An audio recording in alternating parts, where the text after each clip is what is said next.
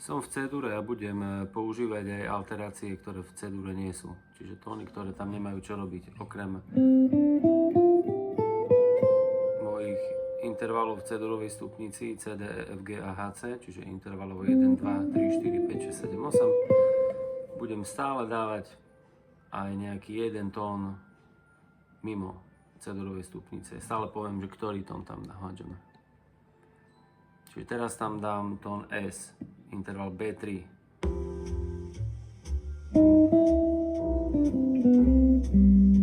Čiže budem hrať C-dure, ale zahrám aj ten jeden tón.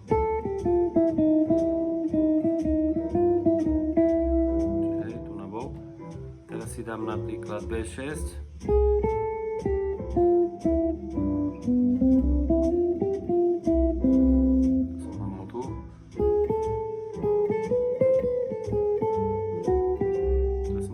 Ešte aj interval krížik 4, spodný chromatický tón na kvintu, na 5. Takto ich miešať je super. Teraz dám interval B2, Des.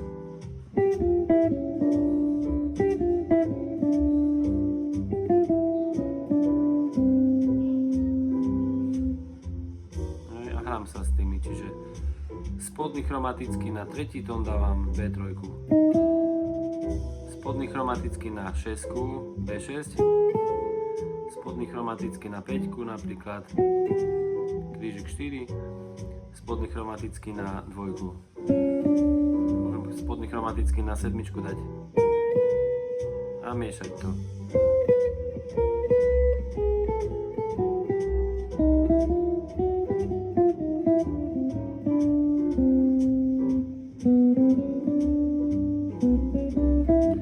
Používam všetkých 12 tónov, ktoré použiť môžem.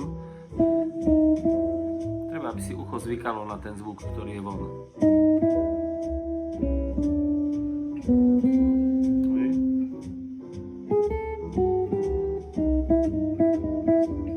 Urobím napätie, ale uvoľním to napätie.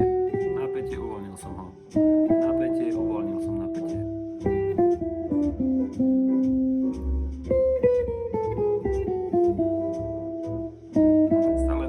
Si najprv jeden tón a s jedným robiť, napríklad tá B3.